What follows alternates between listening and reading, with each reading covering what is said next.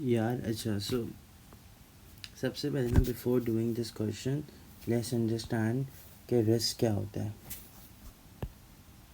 Risk is any certain uncertainty, any uncertainty that refers to cash flows. Okay, that refers to cash flow of the project, that refers to cash flow of the project. सही हो गया आपका. और आप यहाँ आप ये भी कह सकते हो it is probability probability of variation in future cash flows. It is a probability of variation in future cash flows. Cash flows को मैं सी एफ करके लिख रहा हूँ. सही है. उसके बाद ना risk, how to compute risk, ये समझें आप. हाउ टू कंप्यूट रिस्क, तो यहाँ इसके मेथड्स हैं 1 2 3 4 5 6 मेथड्स हैं. एक है ब्रेक इवन कैश फ्लोज.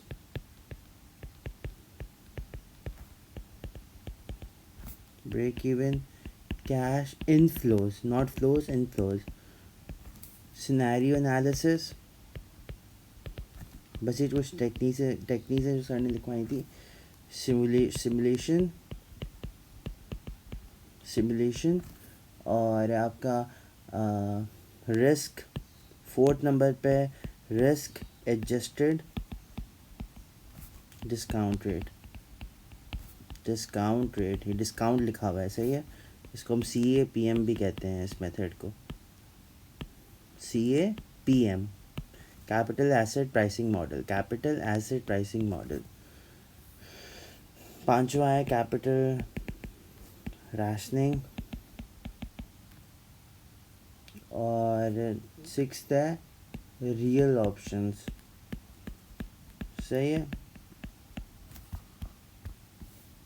जो आपका पहला सवाल है ना, पहला सवाल फिर से यहाँ पे लिख लेता हूँ. जो आपका पहला सवाल है ना, that is break even cash flows वाली टेक्निक.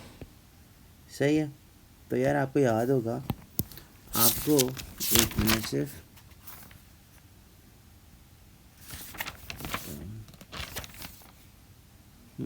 सही है. सही. तो आपको ना याद होगा कि ना सर ने एक ना, मैं तुम्हें एक वीडियो भेजी थी जिसमें वो था, हमने एनुअल इंस्टॉलमेंट्स निकाली थी. ये भी ना उस टेक्निक से होगा. तुम्हें याद नहीं होगा, बट हम फिर से शुरू से करते हैं इसलिए. सही है. सबसे पहले तो आप ये समझें कि ना, पहले क्वेश्चन पढ़ते हैं. This fla company leading producer, a propose initial investment is 35,000. सही है. तो आपका IO is 35,000.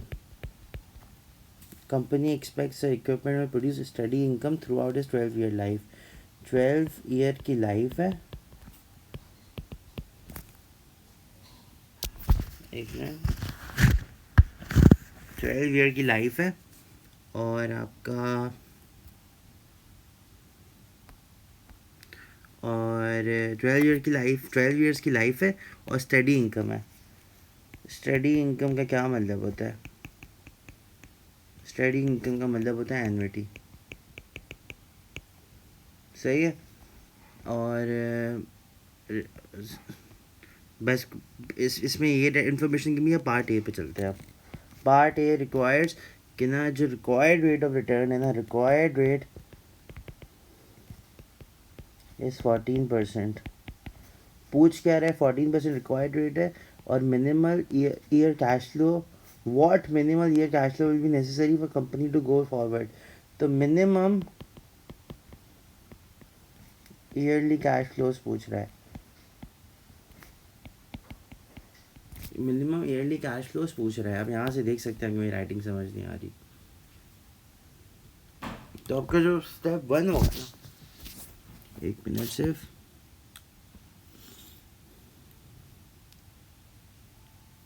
Okay.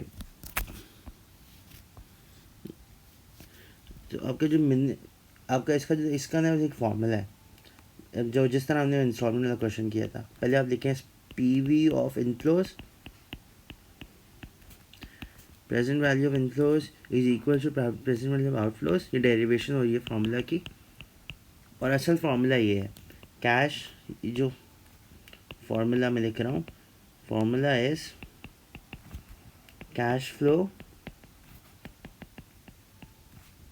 Multiply by present value annuity factor multiply by cash outflow. ये इनफ्लो है, cash inflow multiply present value annuity factor equals to cash outflow. सही है। For ये असल बेसिक फार्मूला ये है। अब इसको आप भी इसको नोट करें आपको अपनी बुक में। सही है। उसके बाद क्या होगा, आप इसमें सबसे पहले आप पी वी एफ निकालो। पी वी एफ क्या आएगा आपका, पी वी एफ का फॉर्मूला क्या है, 1 minus 1 plus I N upon I. इस हिसाब से आप वैल्यूज़ इनपुट करोगे, 1 माइनस 1 प्लस आई क्या था आपका 0. ये वाला, ये वाली वैल्यू यूज़ करेंगे आप, 0.14। एन क्या था, एन आपका 12 था। तो आप सवाल में देख लें फिर से, मेरा 12 ईयर्स यहाँ लिखा हुआ है फिर आपका, और इसको ये भी 0.14 आएगा। आपकी एन्युटी आ जाएगी, इस पे एन्युटी फैक्टर आ जाएगा 5.660 PVAF। अब आपको क्या निकालना है, आपको अगर आपसे पार्ट ए में फिर से वापस जाएं तो इसमें आपसे पूछा जा रहा है मिनिमम ईयरली कैश इनफ्लो पूछा जा रहा है आपसे ये पूछा जा रहा है ये। तो इसका फॉर्मूला क्या होगा, ये आप इसको कैश इनफ्लो लिख लें, मैं एक्स लिखने वाला था बड़ा कैश इनफ्लो लिख लें, मल्टीप्लाई बाय 5.660। ये वाला फार्मूला एग्जैक्ट ये वाला फार्मूला यहाँ पे अप्लाई कर रहा हूँ। सही है, 5.66 equals to cash outflow, cash equals to cash outflow, और कैश आउटफ्लो आपका था 35,000। जो आपकी इनिशियल इन्वेस्टमेंट थी ना, तो प्रपोज इनिशियल इन्वेस्टमेंट 35,000 आपका कैश आउटफ्लो हो गया। तो अब इसको आप मतलब डिवाइड कर देंगे, इधर जाके डिवाइड हो जाएगा, इनफ्लो आ जाएगा आपके पास $6,188.4। ये this is the minimum yearly cash flow that should be at 14% का रिक्वायर्ड रेट। सही है, ये आपका पार्ट ए हो गया। अब पार्ट बी पे मूव करते हैं। पार्ट बी पे how would the minimum yearly cash flow change if the company required a 10% return on its investment? So ये बिल्कुल ईजी है, इसमें इतना कुछ सोचने वाली बात ही नहीं है कोई। ये एग्जैक्टली उस तरह से होगा, बस आपका एन्युटी फैक्टर जो है वो चेंज हो जाएगा। एन्युटी फैक्टर में जो यहाँ पे आए है उसकी जगह आपके 0.1 आ जाएगा। पहले 0.14 था ना, क्योंकि आपने 14% से किया था पार्ट ए से, अब आप 10% से कर रहे हो तो यहाँ पे 0.1 हो जाएगा, बाकी सब सेम रहेगा और आपका भी इस तरह से आंसर आ जाएगा। सही है, आप खुद करना, आप ये पार्ट भी आप खुद करना। सही है, और टू प्रैक्टिस दिस, अच्छा यार इसका पार्ट बी तो आई होप यू अंडरस्टूड कि नहीं, ये बस 10%, ये जो है 10%, यहाँ पे 10% आ जाएगा, 0.1 हो जाएगा, बाकी पूरा सेम प्रोसेस है। सही है, पार्ट बी है, तो I am expecting that you will do this your self. मैं वर्कशीट भी इसकी प्रोवाइड कर दूंगा। Now will move to P12 13 ये होमवर्क क्वेश्चन था सर की तरफ से। सही है, तो we will also do practice this. भाई सबसे पहले हमारे पास ये एक्स है, वाई है, दो प्रोजेक्ट्स हैं हमारे पास। इनिशियल इन्वेस्टमेंट 30,000 है एक्स की, और वाई की 40,000 है। सही है, वाई की 40,000 है और एक्स की 30,000 है। 5 ईयर की एनुइटी है। कैश प्रोजेक्ट एक्स का कैश में 10,000, प्रोजेक्ट वाई का 15,000 है। सही है, और ये कॉस्ट ऑफ कैपिटल 15% है। हमें एन पी वी निकालना है, find the N P V for each project. सही है, एन पी वी का भाई बिल्कुल सिंपल प्रोसेस था, क्या ही प्रोसेस था। पहले हमने डाटा लिख लेते हैं। कोई हमारा क्या था, प्रोजेक्ट एक्स वाई, आई ओ क्या था इसका, इसका इनिशियल इन्वेस्टमेंट था 30,000 और 40,000, 30,000 40,000। ये आप आई ओ को जगह ना आप ये भी लिख सकते हो, ईयर ज़ीरो। सही है, ईयर ज़ीरो भी लिख सकते हो आप। सही है, year 1, year 2, year 3, year 4, year 5। ये हम पार्ट ए कर रहे हैं। Year 1, year 2, year 3, year 4, year 5 क्यों लिखा मैंने, एक मिनट, क्योंकि भाई यहाँ पे लिखा था 5 ईयर की एनविटी है। सही है, एनविटी क्या मतलब है, सेम कैश फ्लोज है 5 साल के। एक्स के 10,000 है, वाई के 15,000 है, ये भी लिख लेते हैं 10,000। अच्छा ये तो माइनस में ना, क्योंकि आउटफ्लो है, इनिशियल इन्वेस्टमेंट हमेशा आउटफ्लो होती है। सही है, 10, ये 1 लाख लिख लिया मैंने, 10,000 इसके 15,000, सेम सेम आ जाएंगे। सही है, अब आगे क्या करना था, कॉस्ट ऑफ कैपिटल हमारा जो डिस्काउंट रेट था वो 15% का था। तो अब कैसे निकालेंगे, तो प्रोजेक्ट एक्स के P V F of x निकाल लेते हैं पहले, बल्कि पी वी एफ दोनों की सेम होगी। पी वी एफ निकालते हैं, present value annuity factor 1 minus 1 plus I में ये आ जाएगा 0.15, ये आपका एन आ जाएगा, एन इज़ आपका 5 साल, ये आ जाएगा 0.15। तो क्या इसका आंसर क्या होगा, एक minute, let me get my calculator.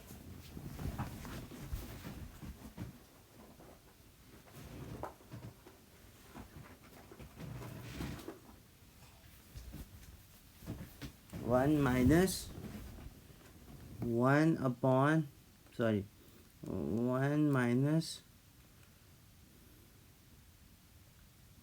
1 plus 0.15, N आपका 5 साल है, इसको डिवाइड कर दो 0.15, 3.35 आएगा, 3.3521। सही है, 3521। सही है, दोनों का सेम आएगा क्योंकि दोनों का डिस्काउंट रेट भी सेम है और ये 5 साल के लिए है। अब ना ये क्या होगा, अब हम एक्स का एन पी वी निकालते हैं, सॉल्विंग फॉर एक्स। जो 10,000 है, जो इनफ्लोज हैं उसके, वो मल्टीप्लाई हो जाएंगे 3.35 से, 10,000 10,000।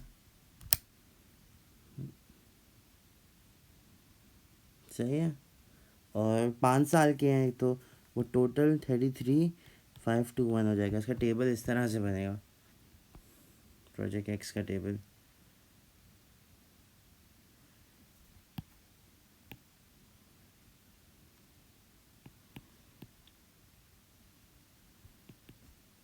ये 0 1 2 4 5, ये 10, ये इसका कितना थी इन्वेस्टमेंट, इनिशियल इन्वेस्टमेंट 30,000 थी, इसकी 40,000 थी ना, यही थी ना इसकी, ये भी देखें यही थी ना, क्वेश्चन में भी देख लें आप। सही है, इसका इसका 10,000, इसके सारे 10,000 थे, इसके 15,000 थे, तो इसको 10,000 से मल्टीप्लाई करेंगे तो उसका टोटल बनेगा for X, N P V of X आएगा 30, ये 30,000 है, ये माइनस का, ये इससे माइनस हो जाएगा 33,521 से। जो इसका ये 33,521 कैसे आया, जो ये 10,000 को इसका इसके जो इनफ्लोज थे उसको हमने मल्टीप्लाई किया विद एन्युटी फैक्टर। सही है, क्या एन पी वी आएगा फिर आपका, एन पी वी आपका, इसको अब माइनस कर दो 30,000 से, प्लस का 3,521, जो भी पॉइंट्स में आएगा फिर आपका एन पी वी आ गया। वाई का एन पी वी इस तरह से आप निकालोगे, 15,000 को मल्टीप्लाई करोगे आप इससे। सही है, और फिर आपका उससे आ जाएगा। सही है, फिर आपकी इस तरह के दोनों एन पी वीज़ निकल जाएंगे। एन पी वी मैं इंटरनेट से देख लेता हूँ, चैट जीपीटी से, क्योंकि मेरा दिल नहीं चाह रहा सॉल्व करने का। एक मिनट। हाँ, तो ये वाई का एनपीवी आपका आएगा 10,282.33। अब इसका जाहिर सी बात है, वाई का हायर एनपीवी है तो ये ज़्यादा, ये एक्सेप्ट हो जाएगा, एक्स एक्स एक्सेप्ट नहीं होगा। सही है। अब पार्ट बी जो है ना इसका, वो मोर इम्पॉर्टेंट है। पार्ट बी है, find the break even cash inflow for each project. Break even cash flow वही कॉन्सेप्ट है जो हमने यहाँ पे ये पढ़ा है, ये जो कॉन्सेप्ट पढ़ा है ना हमने, ये जो पूरा कॉन्सेप्ट पढ़ा है वही है, सेम चीज़ है। सही है। ब्रेक इवन कैश इनफ्लोज क्या है? ब्रेक इवन कैश इनफ्लो का मैंने आपको फॉर्मूला बताया था। कैश इनफ्लो, ब्रेक इवन का मतलब है मिनिमल ईयरली कैश फ्लो, जो हमने यहाँ पे पढ़ा था, अगर आपको याद हो। यही चीज़ पढ़ी थी, जो उसका पार्ट ए में लिखा हुआ था ना, minimal yearly cash flow, cash inflow. तो यही यहाँ पार्ट बी में भी यही पूछ रहे हैं, break even cash inflow, minimal break even cash inflow multiply by P V A F equals cash outflow. दोनों के कैश आउटफ्लो अलग अलग हैं, तो मैं इस वक्त ना सिर्फ एक्स का कह रहा हूँ, एक्स का मिनिमल ईयरली कैश फ्लो कितना होना चाहिए। तो एक्स का, अगर आपको याद हो, ये एक्स का 30,000 था, ये सेम ही था दोनों की। क्या ये निकाल दी ना मैं, 3.3521, 3.3521 निकाली थी हमने। सही है। मल्टीप्लाई बाय कैश इनफ्लो, ये हम प्रोजेक्ट एक्स के लिए कह रहे हैं, प्रोजेक्ट एक्स। सही है। कैश इनफ्लो क्या था? कैश इनफ्लो निकालना है हमें। ब्रेक इवन भी लिख लो भाई यहाँ पे। तो मिनिमल कितना आएगा? 30,000 अपॉन 3.3521, 3.3521। आपका आंसर आएगा इस तरह से, 30,000 अपॉन 3.3521, 8949, 8949.6। सही है। ये आपका ना, तो इसका ये मतलब है कि these are the minimal yearly cash flows for project X. Yearly cash flows for project X. आप इसी तरह ना, आप यही फॉर्मूला यूज़ करके प्रोजेक्ट वाई के लिए भी निकाल दो। सही है। So you have to solve it. Pause the video, pause and solve, pause and solve. Okay, please make sure to do that. अब इसका part C and part D theory है, वो भी कर लेते हैं। Which project is more risky? Which has the project has a higher? Which project has a more? Okay, part C है ना ये रहा. The firm has estimate probabilities. अच्छा, what is the probability that each project will have a break even cash flow? अच्छा, जो ranges के हिसाब से सही है। अब अगर आप देखें, इसकी प्रोजेक्ट एक्स था, उसकी 8949.6 आई, 8949.6। तो 89, तो ये यहाँ पे 89 एक्स जो है 8949 को जाए ना, तो वो यहाँ पर लाई कर रहा है, तो उसकी प्रोबेबिलिटी 60% है। ये कि प्रोजेक्ट एक्स से 60%, प्रोजेक्ट वाई की आप यहाँ पे देखोगे, प्रोजेक्ट वाई की आप यहाँ पे देखोगे, 60%। तो इसका ये मतलब है that's what is the probability that each project will achieve the break even cash flow. इसका ये मतलब है कि 60% चांस है कि क्या break even cash flow X achieve कर लेगा। और वाई की हमने नहीं निकाली, वाई की भी हम निकालेंगे तो उस हिसाब से उसको इंटरप्रेट करेंगे। सही है। वाई की अगर हम निकालते हैं, वाई की ना, अगर चैट जीपीटी जो बता रहा है वो आई है 11,932.62। तो जो वाई है ना, वाई की जो ब्रेक इवन, हमने वाई का पार्ट बी किया है, ये मिनिमल ईयरली कैश फ्लो, ये इस फॉर्मूला से। सही है। तो 11 जो 12,000 तक आ रही है वो इस रेंज में आएगी। इस रेंज में हम प्रोजेक्ट वाई को देखेंगे तो 25%। तो इसका 25% चांस है कि ये प्रोजेक्ट, 25% चांस है कि ब्रेक इवन कैश इनफ्लो तक पहुंच जाएगा। सही है। पार्ट सी में से ये पूछ रहा है। पार्ट डी है, which project is more risky, which project has potentially higher NPV. Higher NPV किसका है? वाई का ज़्यादा है ना, जाहिर सी हायर एनपीवी अगर आप देखें, मेरे ख्याल से तो वाई का ज़्यादा था।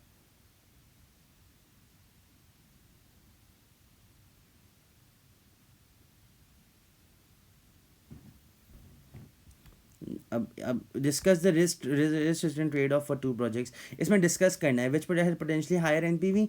हायर एनपीवी वाई का ज़्यादा था, अगर जो हमने पार्ट ए में कैलकुलेट किया था, वाई का ये था, एक्स का ये था, सही है, ये एक्स का था, ये वाई का था, सही है। लेकिन आप अगर आप देखो risk return trade off the two projects, आप ये लिख सकते हो कि यार देखें वाई का N P Y is N P V is higher, but Y N P V higher, but but only has 25% probability, but only has, यहाँ पे लिख लेता हूँ, y npv is higher but only has 25% probability to reach break even cash inflows। इसको minimal भी कहते हैं, सही है, जो हमने पहले क्वेश्चन में किया था। If the fund minimizes loss that is NPV is less than zero, which project would you recommend if the goal for achieving higher NPV. अगर अचीव करना है तो जाहिर सी बात है वाई के साथ आप जाओगे, वाई का ज़्यादा एनपीवी है, सही है। बस इस तरह आपका ना ये सवाल हो जाएगा।